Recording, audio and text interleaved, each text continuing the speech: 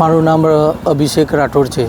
હું સાલ 2021-22માં Bayad નગરપાલિકાનું drainage line ક્લિનિંગનું કામ રાખેલ હતું, જેમાં મને 5 મહિનાનું બિલનું ચૂકવણું કરવામાં આવેલ નથી।